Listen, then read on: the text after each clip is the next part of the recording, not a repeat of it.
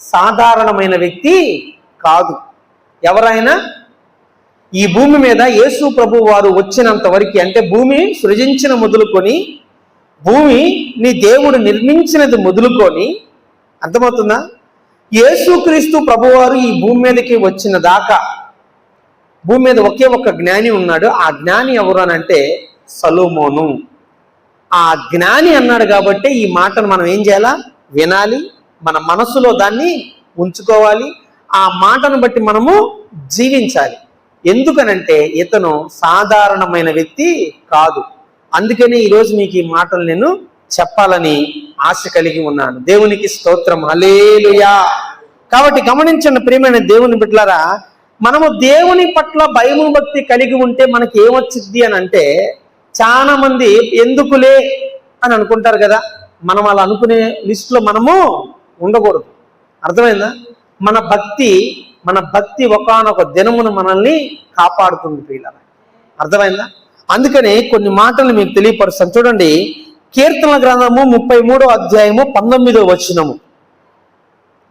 కీర్తనల గ్రంథము 33వ అధ్యాయము 19వ వచనము.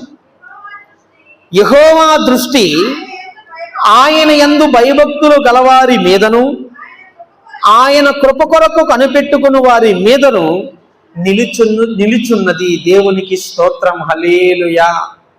ఇక్కడ రాయబడిన మాట యెహోవా దృష్టి ఆయన యందు భయభక్తులు గల వారి మీద ఉన్నదంట.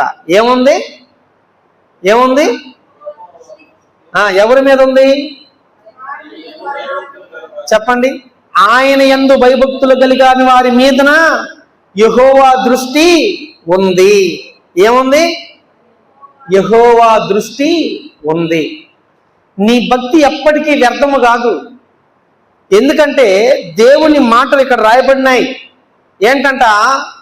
యెహోవా దృష్టి ఆయన యందు భయభక్తు కలిగిన వారి మీదన ఉంటుంది. దేవునికి స్తోత్రం, హల్లెలూయా.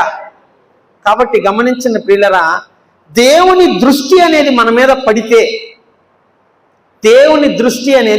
పడితే ఏముంటుందో తెలుసా?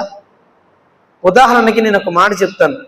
ఎక్కడైతే దృష్టి ఉంటుందో అక్కడ మనస్సు ఉంటుంది. ఎక్కడైతే మనస్సు ఉంటుందో అక్కడ కార్యం ఉంటుంది. ఎక్కడైతే కార్యం ఉంటుందో అక్కడ ఫలితం ఉంటుంది. దేవునికి స్తోత్రం, హల్లెలూయా. అర్థమవుతుంది? ఆ దృష్టి యెహోవా కను దృష్టి